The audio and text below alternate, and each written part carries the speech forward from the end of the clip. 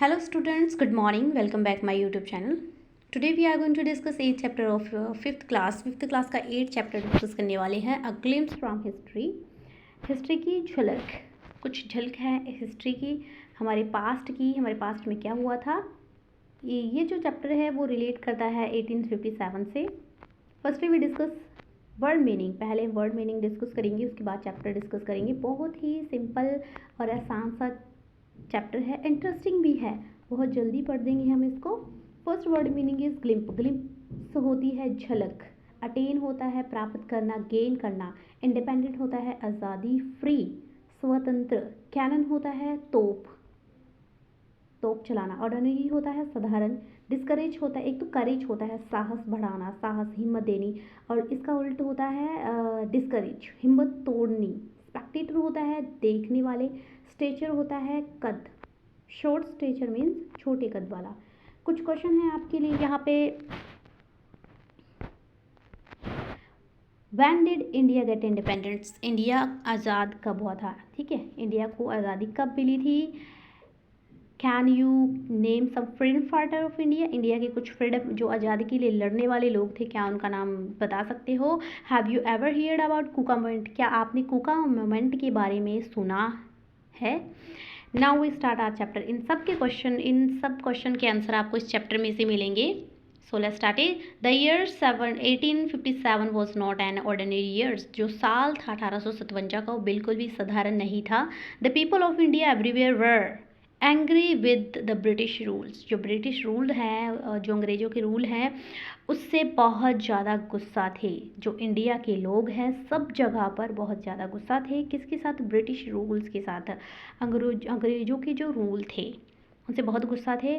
They were burning with the desire to throw the British rulers out of the India and attain independence. They were burning, वो इस इच्छा में जल रहे थे कि ब्रिटिश रूलर को, जो अंग्रेज हैं शासन करने वाले हैं इंडिया में, उनको बाहर फेंक दे, इंडिया से बाहर फेंक दे और आज़ादी प्राप्त करें. आज़ादी फ्री गेन करें, ठीक है, आज़ादी प्राप्त करें, स्वतंत्र हो सके ताकि वो. The British government was very powerful. जो ब्रिटिश अंग्रेज़ों की सरकार थी, ब्रिटिश गवर्नमेंट थी, वो बहुत पावरफुल थी. But this did not discourage the freedom fighter for freedom. जो आज़ादी के लिए लड़ने वाले लोग थे, फाइटर थे, उन्होंने वो डिस्करेज नहीं हुए. चाहे वो बहुत पावरफुल थे अंग्रेज़, फिर भी वो डिस्करेज नहीं हुए, फिर भी उनकी हिम्मत नहीं टूटी. ठीक है. They were out of and path of revolt struggle and war. वो आज़ादी के उस पर वो रिवोल्ट होता है विरोध करना, स्ट्रगल होता है संघर्ष करना, और वॉर मतलब युद्ध करना. वो रास्ते पर निकल पड़े. किस रास्ते पर? विद्रोह के, संघर्ष, युद्ध के रास्ते पर निकल पड़े थे. सदगुरु श्री रामदास जी, सॉरी राम सिंह जी है, सदगुरु Shri Ram Singh ji, born and educated at भैनी Sahib Punjab, was not a silent spectator. जो सतगुरु श्री राम सिंह जी हैं, वो उनका जन्म हुआ और उन्होंने जो अपनी पढ़ाई लिखाई है एजुकेटेड, वो बहनी साहिब में हुए थे जो पंजाब में है. और वो क्या थे? एक साइलेंट स्पेक्टेटर नहीं थे, मीन्स सब कुछ चुपचाप देखने वाले नहीं थे. He organised a group of his follower. अब उन्होंने एक ग्रुप बनाया अपने फॉलोवर का, मीन्स जो आज़ादी के लिए लड़ने वाले लोग थे वो सारे एक ग्रुप में, उन्होंने एक ग्रुप बनाया. He formed a party known as Sant Khalsa. उन्होंने एक पार्टी बनाई जिसको संत खालसा के नाम से जाना जाता था.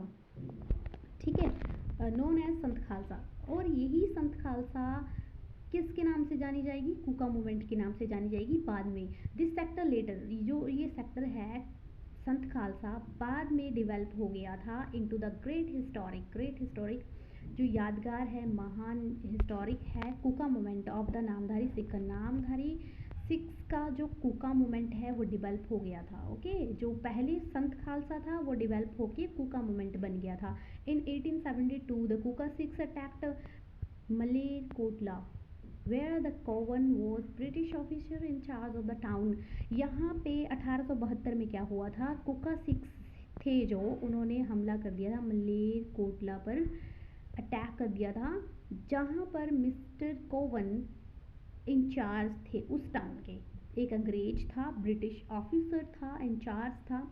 मलेरकोटला का। After the attack on Malerkotla के अटैक के बाद क्या होता है, जो 66 कुका मूवमेंट, सॉरी 66 कुका सिख थे जो, उन्होंने सरेंडर कर दिया था देमसेल्व्स, अपने आप ही हार मान ली थी।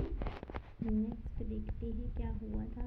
ये देखो, आपको बहुत सारे सिख दिखाए जा रहे हैं, तोप दिखाई जा रही हैं, ब्रिटिश रूल्स, कितना इन्होंने स्ट्रगल किया है, क्या कुछ झेला है इन्होंने। So next is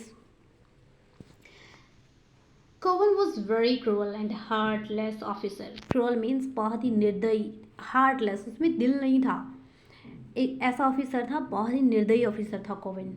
okay, he ordered that all these kuka sikh be blown off with the help of coven। means blown off होते हैं उड़ा देना, एक कैनन्स, तोपों, जो तोप होती है उसकी हेल्प से उसको क्या कर दो, ऑल सिख को उड़ा दो। उन्होंने ऑर्डर दे दिया था कि जितने भी कुका सिख हैं, ये कुका लहर के जो सिख हैं, उनको तोप से उड़ा दो।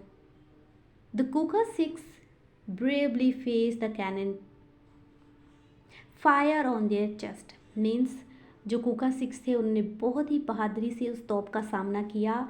उनका जो फायर था, तोप का जो फायर था, उन्होंने अपनी चेस्ट पे लिया, ऑन देयर चेस्ट, अपनी चेस्ट पे बहुत ही बहादुरी से फेस किया।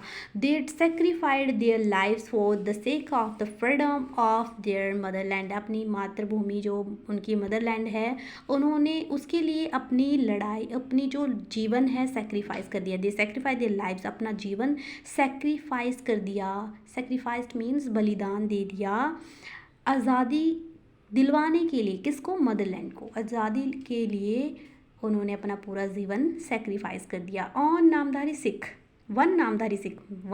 सिख जिसका नेम क्या है, वन नामधारी सिख जिनका नेम था Wariyam Singh, from village Mehraj district Bathinda, was too short in stature to reach the level of the cannon mouth. जो ये वन नामधारी सिख है, जिसका जो कद है, स्टेचर बहुत छोटा था, वो जो कैनन का माउथ था, मीन्स मान लो ये कैनन है, drawing is to bad,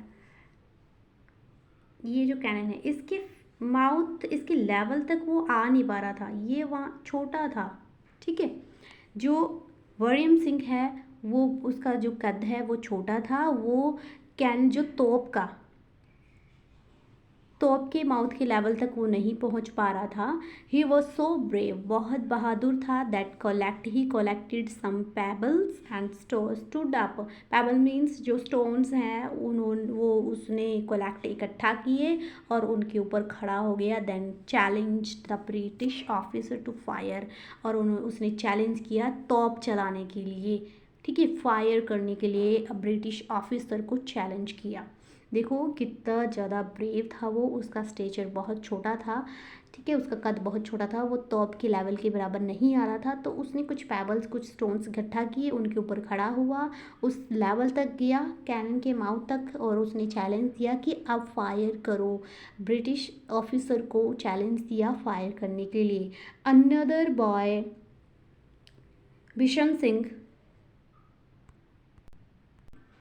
Singh from Bilesra district Mansa was 12 year old, सिर्फ 12 साल का था वो।